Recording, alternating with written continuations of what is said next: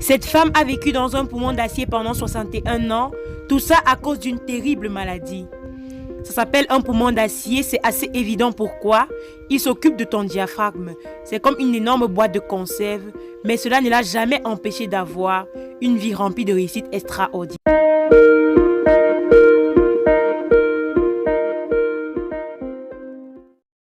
Avant de commencer la vidéo, abonne-toi, active la cloche de notification et appuie sur toutes pour ne pas rater les prochaines vidéos. Pour moi, c'est devenu normal. En réalité, je ne pense même pas à lui. C'est l'histoire incroyable de Mata Mason. En 1948, la polio était une épidémie aux États-Unis. Son frère avait perdu la bataille contre cette même maladie. Et le jour même de son enterrement, les symptômes sont apparus chez Martha. Et je suis allée au lit sans rien dire à mes parents. Je ne voulais pas qu'ils se préoccupent. Cependant, quelques heures plus tard, la douleur était insupportable. Elle a dû le dire et ils ont fini à l'hôpital. Martha avait seulement 11 ans et les nouvelles étaient dévastatrices. Son dernier espoir était de vivre dans un appareil en métal. Elle est restée à l'hôpital pendant 1 an. Et quand elle est rentrée à la maison, elle a vécu dans un poumon d'acier dans lequel elle allait passer le reste de sa vie. Un poumon d'acier, c'est un ventilateur à pression négative qui permet à une personne de respirer. Quand celle-ci perd le contrôle de ses muscles, je crois que le dernier a été fabriqué en 1977. Ces drôles de machines ont leur apogée pendant le XXe siècle, pendant l'épidémie de poliomyélite.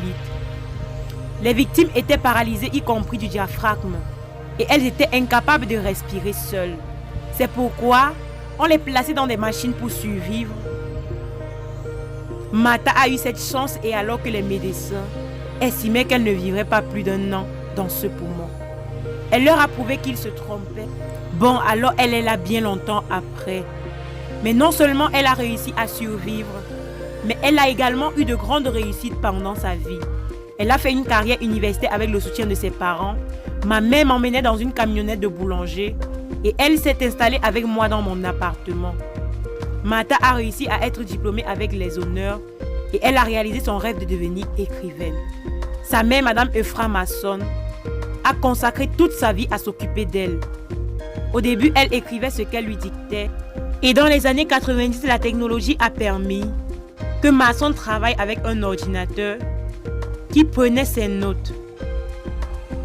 Et c'est comme ça qu'elle a pu écrire son livre et le publier en 2003. Il s'intitulait Breathe Life in the Rim of an Iron Lung. Un documentaire nommé aux Oscars est aussi sorti de Final Inch en 2009.